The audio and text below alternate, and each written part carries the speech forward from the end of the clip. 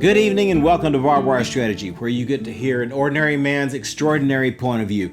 Now, today's point of view is not going to be on politics. Today's point of view is going to be on two games that I got. This game, and this is really a shout out to a good friend of mine named Tom. And Tom brought me, he's one of my cigar buddies, and he brought me this. He mentioned it several months ago, in fact, but he surprised me with this. This is a chess set and all the playing pieces are on the election. All of the members who are both on the blue is the Democrats and the Marxists, and the red are the Republicans. And now it was advertised on television. It's really a great little chess set. I'm looking forward to playing with this with my kids, or maybe if I can get Tom to join me. But Tom, I want to personally thank you for this. This is a great set. And I'll show you some of the pieces here in just a minute. Another game that came in from Kickstarter was Trekking the World. Now, this actually surprised me because I bid on this, or I bought into the campaign, I think, earlier in the year, like in January. And then it just arrived day before yesterday. And I was really surprised. I didn't think, so many of the games on Kickstarter that I've bid on or that I've backed, they're not going to be here. I bid on them I stopped bidding on games whenever the Chinese flu thing took off. But all of these games have been delayed and delayed. I'm getting all kinds of notices that games that were supposed to be here at the end of this year aren't going to be here till next summer. And so right here, this game came in. This is Trekking the World. The artwork on it I thought was fantastic. I'm not going to tell you a whole lot about the game right now, even though I've read up on it. And what I thought I'd do is I'd do a separate video on the unboxing of it because I thought it was worthwhile. But I did want to bring it to your attention and to tell you that this is one of the games that I'll be reviewing. But as I said before, we're going to do Tiny Epic Dinosaurs. So look forward to Tiny Epic Dinosaurs. Now let's take a look at that chess game. The game comes with this nice chessboard, as you can see here, and the pieces are very detailed, very detailed. Now this is Brett Kavanaugh, and he's a bishop. This right here is my man, Donald Trump.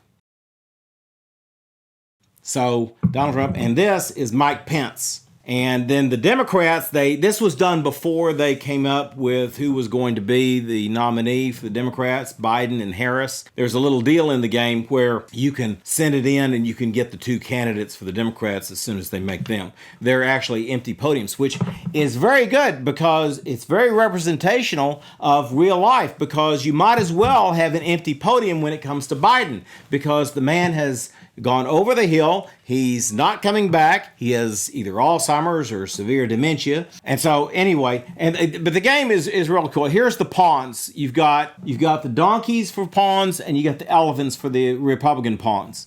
The game is really cool. And I really am happy that Tom gave this to me. So this is Sotomayor, and this right here is Ruth Bader Ginsburg before she died. Obviously, they made it before she died because she died just last week. But Ruth is one of the bishops in the game. On the Republican side, you've got Kavanaugh as one of the bishops and John Roberts as the other. I don't know why they picked Roberts as the other bishop. I would have chosen Clarence Thomas. I like Clarence Thomas a lot more than John Roberts. John Roberts, well, I'm not sure if there's a place on the board for him because there's nobody that serves in the middle of a chess game, because sometimes Roberts leans to the right on the Republican side, and sometimes he leans over here to the left on the Democrat side. So I don't know. But anyway, they have him set up as that. Then we have over here the Republican pawn, which is an elephant. And they have the Democrat pawn, which is a donkey. I thought that was a good choice. All of the pieces are really good. Tom, I want to thank Tom for this again. He did a great job, and I would challenge him to a game. Either him or Captain Mark. Captain Mark could play this, and he might beat me. But probably the guys won't play me because they're scared that I'll beat them. And I'll probably have to get Aaron. Aaron, you're going to have to play this game. This is a Democrat-Republican game, and you'll be good at this game. Or maybe Matthew. But Aaron is a chess player. Who I'm talking about are the owner of the cigar company, Paladin Cigars, which, let me give them a plug real quick. Paladin Cigars has fantastic cigars. My favorite cigars are the Perdomo cigars. and I generally stick to Perdomo. A very, very fine cigar.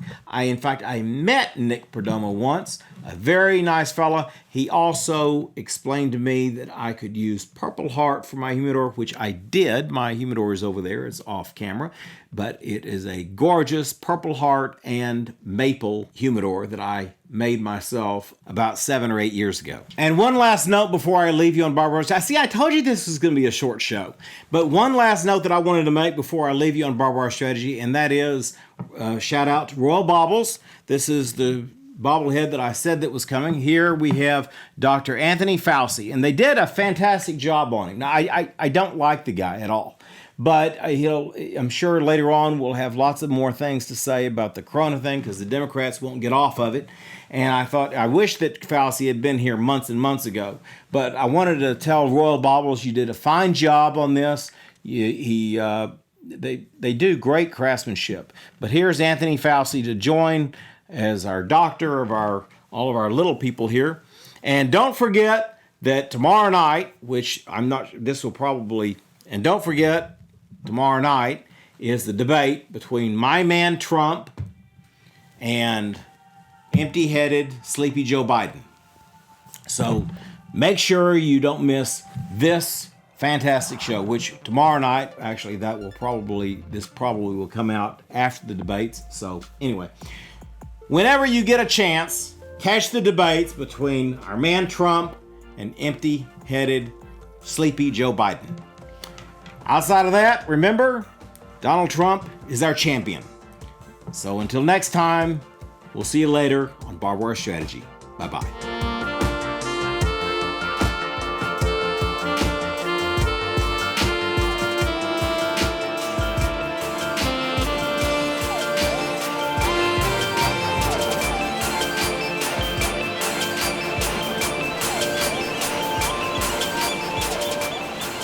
If you enjoy this episode of BarbWire Strategy, then you'll enjoy all of our episodes. Of course, our main topic is politics and the re-election of Donald Trump. But we also have shows on literature, history, and let's not forget Cigar Nights, where we provide you with an excellent course on the etiquette of smoking fine cigars. Join us throughout the next season in Season 2, where we're going to introduce 3 new topics. And those 3 topics are going to be tarot cards, board games, and a little bit on the financial stock market. I know that's a crazy mix, but just stay with me on this. This is going to be exciting this season. And don't forget to hit the subscribe button and the like button. Help me and the Donald out this year, in our election year, to subscribe and like. Like often as you can, just like you should vote as often as you can. Don't forget that if you can't find my show on YouTube, then you can always go to BitChute, because sometimes YouTube doesn't believe in the First Amendment, but BitChute always agrees with the First Amendment and never takes anything down. So go to BitChute and create an account, because I put my stuff up on there too. I'm also trying to upload to other platforms, so look for me on other platforms and I'll keep you informed. Check out my Instagram, my Facebook, and my Twitter, because you can catch me on all 3 of those networks. My name is Colonel Jim Ed Love, and here on BarbWire Strategy, I give you a different perspective to look at the complicated political strategies and problems of the day from a point of view of the 19th century. You see, I have never changed my way of thinking. I still think of things as they were in the 19th century. And every now and then, don't forget that we take a call from very important people all over the world. We might get a call from the Queen of England, or we might get a call from the Pentagon, or we might get a call from Putin himself here on this direct line,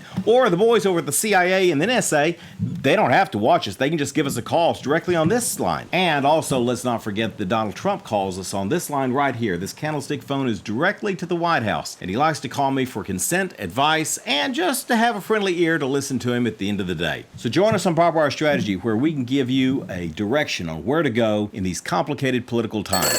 Oh, wait a minute. There's the Queen of England. Hold on. That's the Pentagon. I better get that. No, wait a minute. There's Putin. I wonder what he wants. Oh, the boys at the CIA have something to say. Hold on. Ah, there we go. There's the phone call. Hey, listen, I'll have to join you later.